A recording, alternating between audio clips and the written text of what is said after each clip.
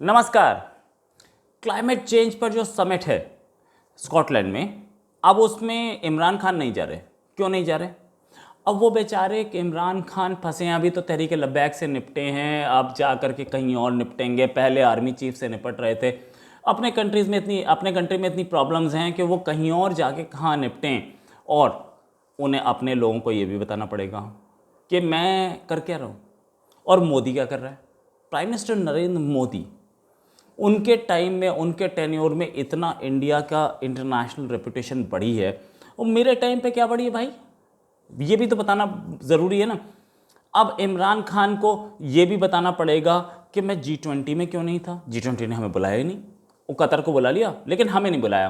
क्यों नहीं बुलाया भाई? हम कोई छोटे से कंट्री हैं क्या? एक छोटा सा टापू है क्या?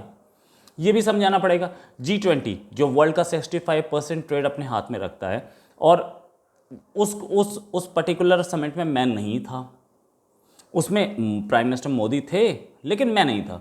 ये बात समझाना अपने लोगों को, जिसको ये समझाया कि हम अजीम कौम हैं, हम बहुत ऊंची कौम हैं, हम योद्धाओं की कौम हैं, हम ऐसी कौम है जो दुनिया को झुका सकते हैं। अब तक तो यही समझा रहे थे हाथ में। तो क्या रियासत मदीना, वो रियासत मदीना कहाँ गई? नहीं समझ में आई। खैर एनीवे, इन्होंने ये भी इनके लिए प्रॉब्लम थी कि मैं प्राइम मिनिस्टर मोदी वहाँ जाएंगे ग्लासगो, वहाँ पे 10 बड़े लीडर्स से मिलेंगे। मैं किससे मिला? मुझसे तो कोई मिलना नहीं चाहता। ऑफ कोर्स इंडिया के प्राइम मिनिस्टर की इतनी सारी मीटिंग्स शेड्यूल्ड हैं, और इनके प्राइम मिनिस्टर की कितनी शेड्यूल्ड हैं? एक मीटिंग शेड्यूल नहीं है। तो वो जाके क्या बोलते कि प्राइम मिनिस्टर ऑफ इंडिया की इतनी सारी मीटिंग्स शेड्यूल्ड थी, इतने सारे वीआईपीज उनसे मिले, और साथ साथ उनको ऐसा वेलकम मिला। मुझे क्या मिला? इससे पहले यूएन में भी इन्होंने इसी वजह से अपना एक रिकॉर्डेड वो भेज दिया। उसके साथ साथ ये जहाँ भी जाते हैं वहाँ एक कटोरा लेके पहुँच जाते हैं कि पैसा डाल दो इस पर। और बात जो करते हैं, बात यही करते हैं कश्मीर और इंडिया। अपने कंट्री ने क्या किया वो बताते नहीं। 1 बिलियन ट्रीज लगाए, 2 बिलियन ट्रीज लगाए। अरे यार, तुमने इतना कुछ किया तो वहाँ जाना चाहिए था ना। तुम तो वहाँ गए ही नहीं। इसलिए नहीं गए कि तुम्हारे पास एक एजेंडा है, कश्मीर और इंडिया। और इंडिया अपना एजेंडा रखता है कि हम ये कर रहे हैं और हमें आगे ये चाहिए। खैर, आप लोगों को पता नहीं था, लेकिन फैक्ट इज़ कि पाकिस्तान को ये बात नहीं पता थी कि वहाँ पे क्या होगा, और प्राइम मिनिस्टर ने इस बात को इग्नोर करने की कोशिश की, पाकिस्तान के प्राइम मिनिस्टर ने। देन इस क्लाइमेट चेंज समिट में जो ग्लासगो में हो रही है, वहाँ 100 से ज़्यादा हेड्स ऑफ स्टेट्स आएंगे। रशिया का नहीं आएगा, चाइना का नहीं आएगा, लेकिन फिर भी वर्ल्ड के 100 से ज़्यादा रहे। बाइडेन भी पहुँच रहे हैं वहाँ पे। ब्रिटेन के होंगे ही, यूरोपियन यूनियन के सारे होंगे। और इन्होंने तो दुश्मनी ले रखी है ना, फ्रांस से भी, यूरोपियन यूनियन से भी, सबसे। तो वहाँ पे किससे मीटिंग होगी? किसी से नहीं, क्योंकि सबसे दुश्मनी ले लिया आपने, वो इस्लाम के नाम पे। लेकिन जो भी हो, आप उस इस्लाम के नाम पे आप झुक गए, तहरीक लब्बैक ने आपको एकदम औकात दिखा दी, फाइन, लेकिन आपको ये पता होना चाहिए। दूसरा चीज़, प्राइम मिनिस्टर मोदी वहाँ पहुँचते रोम से, जहाँ पे अभी भी G20 की मीटिंग हो रही थी। वहाँ पे बहुत सारे बड़े लीडर्स से मीटिंग हुई। ये क्या बताते कि मेरी किससे मीटिंग हुई? वहाँ नाउरू के या बुर्किना फासो के प्रेसिडेंट से इनकी मीटिंग नहीं थी। तो किसको बताएंगे कि मैं किससे मीटिंग करके आया हूँ? फिर एक रोम डिक्लेरेशन भी साइन किया प्राइम मिनिस्टर मोदी ने। रोम डिक्लेरेशन में बहुत सारी चीज़ें मानी गई। इन्होंने तो कोई डिक्लेरेशन साइन नहीं किया। रोम डिक्लेरेशन जहाँ पे 20 बड़े कंट्रीज थे, वहाँ पे प्राइम मिनिस्टर मोदी की सारी बातें मान ली गई। लेकिन फिर भी, क्योंकि इंटरनेशनल फोरम था, 20 बड़े कंट्रीज थे, वहाँ पे प्राइम मिनिस्टर मोदी की बातें मानी गई, तो बड़ी चीज़ थी। लेकिन इनका अचीवमेंट क्या है? ये तहरीक लब्बैक, ये जाकर बोलते तहरीक लब्बैक से हमने एग्रीमेंट कर लिया, उनकी सारी बातें मान ली, हम उनके सामने घुटने टेक गए। ऐसे थोड़ी होता है। ये जो रोम में समिट हुआ, रोम डिक्लेरेशन, वहाँ ये बात थी कि 1.5 डिग्री से ऊपर वर्ल्ड का जो टेम्परेचर वो नहीं बढ़ने देना। और उसके साथ साथ ये बात तो इंडिया की मानी गई, साथ में ये भी बोला कि हम जितने कार्बन एमिशंस करेंगे उतने पेड़ लगाएंगे। ये भी इंडिया की डिमांड थी, ये भी मानी गई। साथ में ये भी बोला कि हमारी ज़्यादातर, इंडिया के लिए एंगल से बोला, हमारी ज़्यादातर आबादी जो है वो एनवायरमेंटल इश्यूज़ पे उनकी रोजी रोटी है। फार्मिंग हो या ट्राइबल्स जो हैं वो इस पे अपने जंगलों पे आश्रित हो, ये सारी चीज़ें वो भी इंडिया की मानी गई। और एक एंगल से और इंडिया की तारीफ हुई वहाँ पे कि इंडिया 5 बिलियन वैक्सीन्स देगा पूरी वर्ल्ड को। वर्ल्ड की पॉपुलेशन 7 बिलियन, तो आधे से ज़्यादा वैक्सीन तो इंडिया देगा, और इंडिया इस कैपेबिलिटी को बना रहा है। 5 बिलियन वैक्सीन देगा वर्ल्ड को।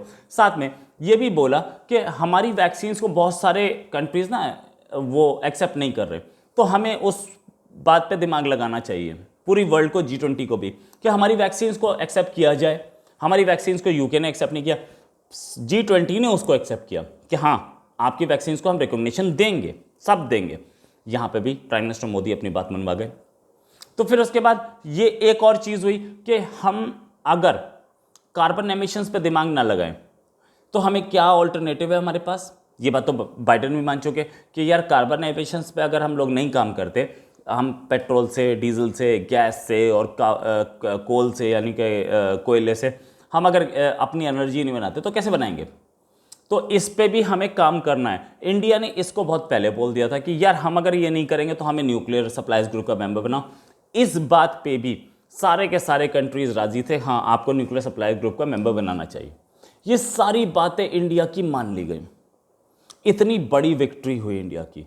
और उसके बाद प्राइम मिनिस्टर पाकिस्तान के जो इमरान खान, वो वहाँ जाके क्या बोलते, मैं आया हूँ, तहरीक-ए-लब्बैक ने हमें परेशान किया था, सारे रास्ते बंद कर रखे थे, हम उनसे एग्रीमेंट करके आ गए। उनके सामने घुटने टेक दिए। इंडिया के सामने घुटने टेकना तो बहुत दूर की बात, हम तो अपनी एक छोटी सी एक ऑर्गेनाइजेशन के सामने घुटने टेक चुके हैं, तो इंडिया से के सामने क्या बात करेंगे हम। और इंडिया, और देन एंड अगेन वो वहाँ जाके कश्मीर बोलते हैं। कश्मीर पे 90% वर्ल्ड के कंट्रीज ये बोल चुके हैं यार इसको बार बार मत बोलो, कितना बोल चुके हो तुम। कश्मीर पे जो बात होगी हम बाद में देख लेंगे। 90% तो ये बोलते हैं आप यार आपस में बात करो, हमसे मत बात करो, ठीक है। देन जाके इंडिया पे बोलते हैं इंडिया ये करता है, इंडिया वो करता है। अरे यार इंडिया अपनी प्रॉब्लम बता रहा है, आप इंडिया की प्रॉब्लम बता रहे हो। इंडिया की प्रॉब्लम तो वो खुद बताता है ना, आप क्यों बता रहे हो, हमें नहीं चाहिए। तो इसलिए वहाँ पे वो भी रिकॉर्डिंग मैसेज भेज देंगे जैसे ही यूएन में भेजा था। उन्हें पता है कि इंटरनेशनल फोरम पे उनको कोई सुनने वाला नहीं है ना, उनका इस्लामी उम्मा सुनने के मूड में है, ना कोई और सुनने के मूड में है। टर्की, वो बेचारा खुद FATF ग्रे लिस्ट में आपने घुसवा दिया उसको, अब वो खुद नहीं घुसा, आपने घुसवाया उसे।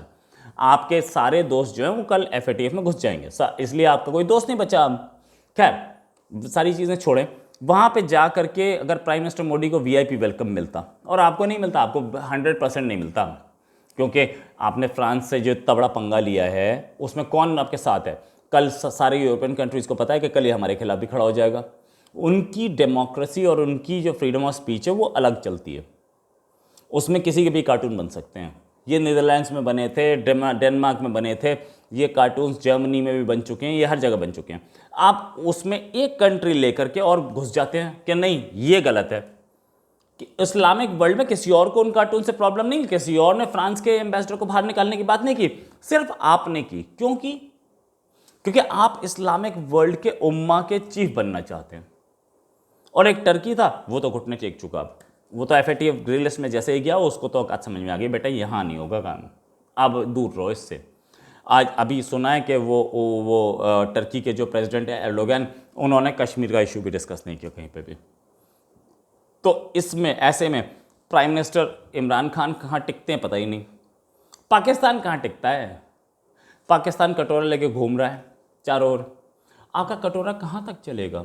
आप पैसे मांगने जाते हो, दूसरा आदमी पैसे को बढ़ाने की बात करता है, दूसरा आदमी ये कोशिश करता है कि आज मैंने 1 ट्रिलियन की इकोनॉमी, इंडिया की इकोनॉमी 5 ट्रिलियन की बात कर रही है, आप 1 ट्रिलियन नहीं पहुंच पाए हो, और उसके बाद आप कोशिश करते हो कि नहीं पैसा हमें दे दो, दान दे दो, दान दे दो, हम भीख मांग रहे।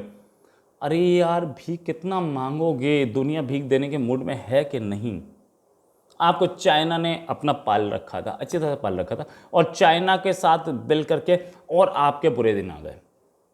तो ऐसे कैसे चलेगा भाई इमरान साहब? एक इंटरनेशनल समिट आपने छोड़ दी जहां 100 से ज़्यादा वर्ल्ड लीडर थे, कितनी छोड़ोगे? छोड़ते रहो, देखते हैं कितनी छोड़ते हो।